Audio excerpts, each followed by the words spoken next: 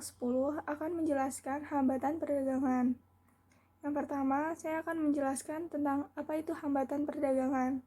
Hambatan perdagangan adalah setiap penghalang yang membatasi pergerakan arus perdagangan antara negara.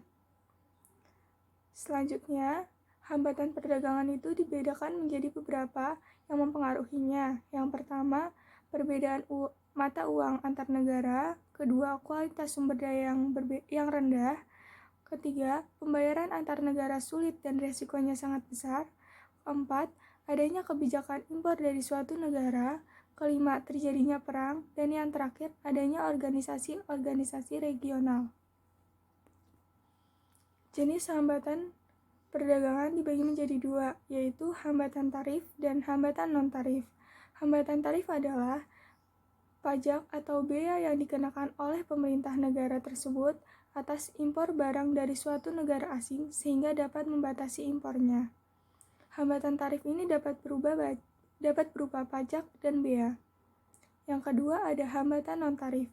Hambatan non-tarif ini adalah tindakan suatu negara secara terselubung ditunjukkan untuk menghalangi masuknya barang impor melalui kebijakan yang bukan tarif bea masuk. Misalnya, persyaratan lisensi, pengemasan, pelabelan, aturan sanitasi, inspeksi standar domestik atau kota.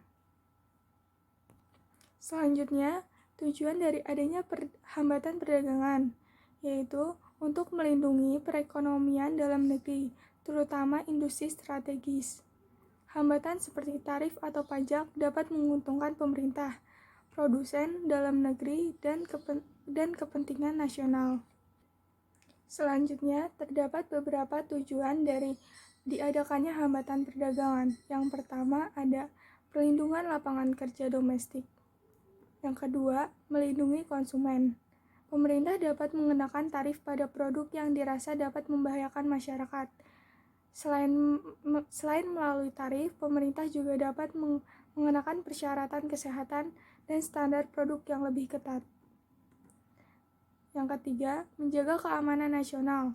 Dengan adanya hambatan tarif, pemerintah dapat menjaga keamanan nasional, yaitu seperti melindungi industri strategi bagi keamanan nasional. Misalnya, yang pernah dilakukan yaitu perang dagang antara China dan Amerika Serikat di bawah pemerintah Donald Trump. Berawal dari keprihatinan terhadap keamanan nasional Amerika Serikat. Yang selanjutnya ada pembalasan terhadap mitra dagang. Sebagai pembalasan terhadap perilaku persaingan tidak sehat oleh mitra dagang. Misalnya, sebuah negara dapat mengenakan tarif untuk produk-produk yang ditenggarai sebagai dumping. Selanjutnya ada dukungan terhadap industri tahap awal. Dukungan menjadi semakin signifikan jika industri tersebut sangat menjanjikan secara ekonomi di masa depan. Baik, saya akan melanjutkan penjelasan materi dari rekan saya, Hana Rahmani. Oke, tarif adalah sebuah pajak terhadap barang impor atau ekspor antara negara. Nah, jenis-jenis tarif di sini tuh banyak banget ya. Yang pertama itu ada tarif nominal, yaitu besarnya persentase tarif suatu barang tertentu yang tercantum dalam buku tarif bea masuk Indonesia atau BTBMI. Lalu yang kedua ada tarif proteksi efektif, yaitu tarif yang kenaikan value added manufacturing atau VAM yang terjadi karena perbedaan antara persentase tarif nominal untuk barang jadi atau CBU dengan tarif nominal untuk bahan baku atau komponen impornya atau CKD. Lalu selanjutnya ada tarif berdasarkan harga. Nah, tarif berdasarkan harga ini adalah tarif yang digunakan dalam pembebanan overhead praproduksi. Lalu selanjutnya ada tarif bunga efektif, yaitu tarif bunga di pasaran pada saat pengeluaran obligasi. Selanjutnya ada tarif dasar, yaitu tarif untuk menentukan tarif-tarif lainnya. Lalu ada tarif diskonto, tarif yang digunakan untuk menghitung bunga yang harus dipotongkan dari nilai jatuh tempo dari wesel. Selanjutnya, tarif pajak. Tarif pajak itu adalah tarif yang diterapkan atas penghasilan kena pajak untuk menghitung pajak penghasilan yang terhutang. Lalu ada tarif pajak marginal, yaitu tarif pajak tertinggi yang dikenakan terhadap laba dari wajib pajak. Lalu ada tarif transito, yaitu tarif pengangkutan yang dikenakan untuk pengapalan transito.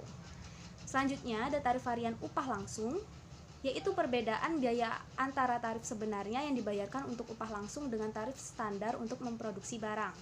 Selanjutnya, ada tarif yang ditentukan lebih dulu, yaitu adalah beban biaya tidak langsung yang ditentukan terlebih dahulu untuk tiap departemen yang menggunakannya. Tarif yang dimaksud adalah yang pertama itu ada single column tarif, yaitu sistem ini di mana untuk masing-masing barang hanya mempunyai satu macam tarif. Biasanya sifatnya autonomous tarif atau tarif yang tingginya ditentukan sendiri oleh suatu negara tanpa persetujuan dengan negara lain. Kalau tingginya tarif ditentukan dengan perjanjian dengan negara lain disebut dengan konvensional tarif. Lalu yang kedua ada double column tarif, yaitu sistem di mana untuk setiap barang memiliki dua tarif.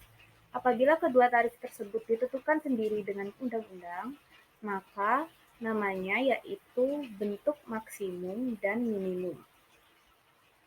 Lalu yang ketiga ada triple column tarif, yaitu biasanya sistem ini digunakan oleh negara penjajah. Sebenarnya sistem ini hanya perluasan daripada double column tarif,